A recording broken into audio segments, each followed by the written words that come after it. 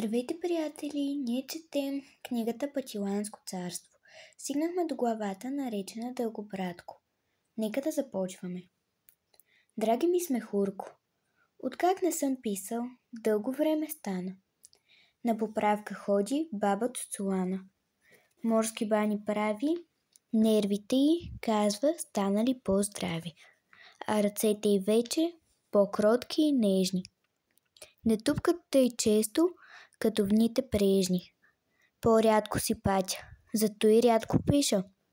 След морските бани, баба Цуцулана тихогласна стана. Малко кряска вече, но зато и пък други кресло ни довлече. Един козел глупав с нея пристигна и цялата къща на глава той дигна. Врещи и се бори, по цял ден лудува по двора и горе. А баба го гали и не дава никой нищо да му стори. Онзи ден ме блъсна, мушна котарака. Разбрах аз, че козло майстора си чака. За черква вчера баба се облече, но преди да тръгне, тя ми кротко рече: моето огледало дай тук на чертака, да си поогледам отзад двата крака. Дали добре стъпат с новите пантовки. Аз си го изнесох. Тя го сложи ниско, до сами до лапа, пък гледа, пазяпа, отдалеч и близо. А през това време козелът не дреме. В стъклото гладко той отдалеч зърна други Дългобратко. Втурна се лудешки, в главата го блъсна и прас!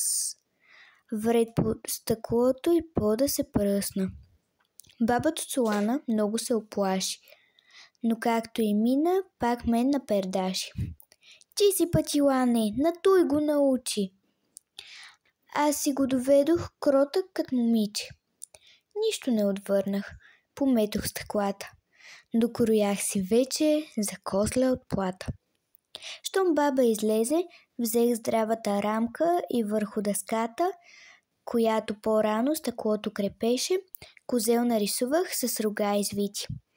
Рисувах го дълго, после поотстъпих. Отдалеч погледнах. Като жив стоеше той върху дъската. Клатеше сякаш за борба главата. Зарадван, котакът скочи на долапа. Погледна ме хитро. Искаше да каже: кой каквото бърка, това нека лапа. Помамих козела. Той много не мисли. Щом друг козел зърна, назад се изтъпи, през глава се втурна. Рамката удари. Дъската изпраска, котаракът подскочи. Изфуча изплашен и в легена скочи. И в отвора зинал, козлю се натласка. После се задърпа, ала късно беше. Дъската забита, врата му будеше.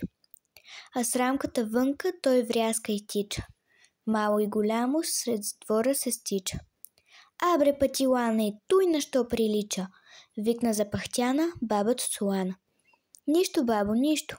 Твоето момиче само си нахлузи това огърличе.